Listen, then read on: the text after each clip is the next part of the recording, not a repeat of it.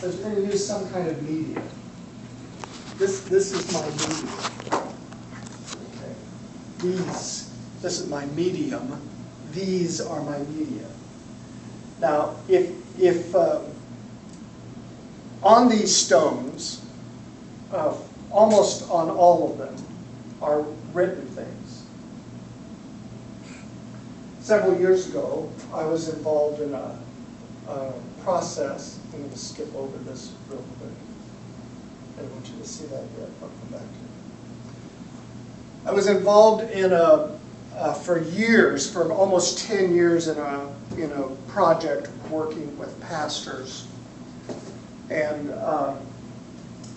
one of the activities that we did was what we called Stones of Remembrance. In Joshua, the Old Testament book of Joshua, there's a wonderful story where it's that point in the story where Israel has finally reached the beginning of the Promised Land. They've been wandering in the wilderness for 40 years. A whole generation of people that left Egypt has died off because God said, I'm not going to let those people get there because they were unfaithful to me. So this is a whole new generation. Moses is gone. Moses is not in the picture anymore. Moses is dead or something. Moses has gone back to the bosom of Abraham.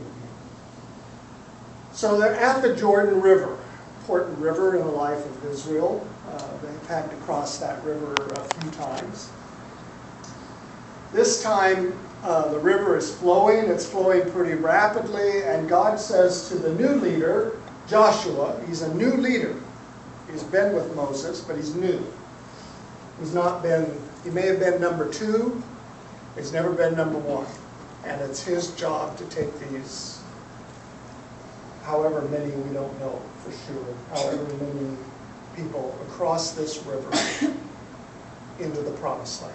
And people are excited and people are afraid because they've heard rumors about this Promised Land is not unpopulated.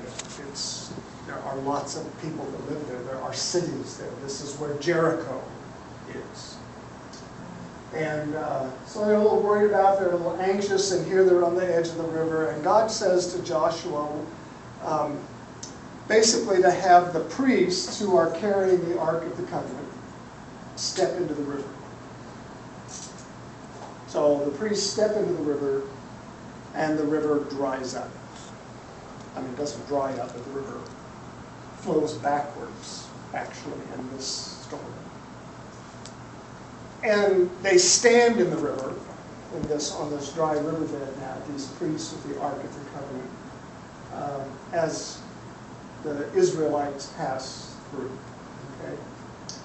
When they get on the other side, God tells Joshua to have one representative from each of the 12 tribes of Israel pick up a big rock and bring it, it says here, take up 12 stones from the middle of the Jordan from right where the priest stood, and to carry them over with you and put them down at the place where you stay tonight. So they pick rocks up out of the river where the priests worked with the ark. They cross over and they create an altar for sacrifice. And the reason that they do this, God says, so that in the future, when your children walk by these rocks, they will say, what are those rocks? What is that all about? And then you will be able to tell your children that this is when God brought Israel out of bondage into the Promised Land. So, very powerful story of God's presence, God's love, God's care, and God's provision for these people.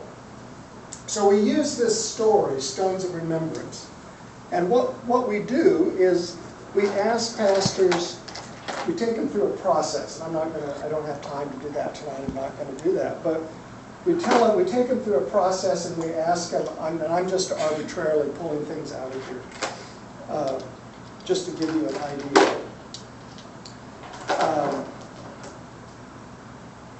we ask them some specific questions about things that they don't want to forget. They want to remember. Because they were, there's my word again, formational in their life. They changed them. Could be a person, could be a place, could be a date, could be anything that happened. So I pulled out what I got here, 5, to see if I can remember what they're about.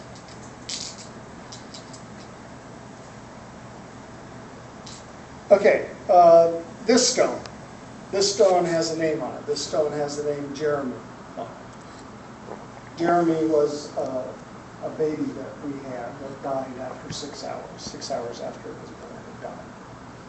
Life-changing experience. I had it up. You saw it on my map. Very powerful, horrible, wonderful experience. Okay, we're making a journey in July, my wife and I, back down to the place where this child was buried. It was buried where we lived for several years in Northern California. We haven't been back there long.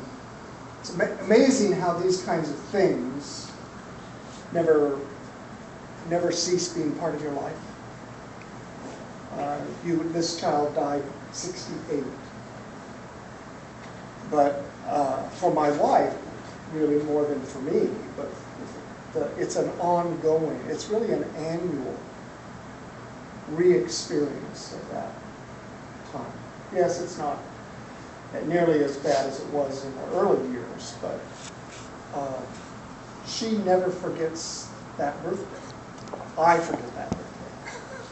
She never forgets that birthday. But for me, it turned out to be, and I don't have time to go into this, but it turned out to be a huge God experience for me. This is a touchstone experience in my life. Those times when I am struggling about whether or not God has any interest in me or whether there even is a God, this experience comes back to me. It's foundational, it's not just formational, it's foundational.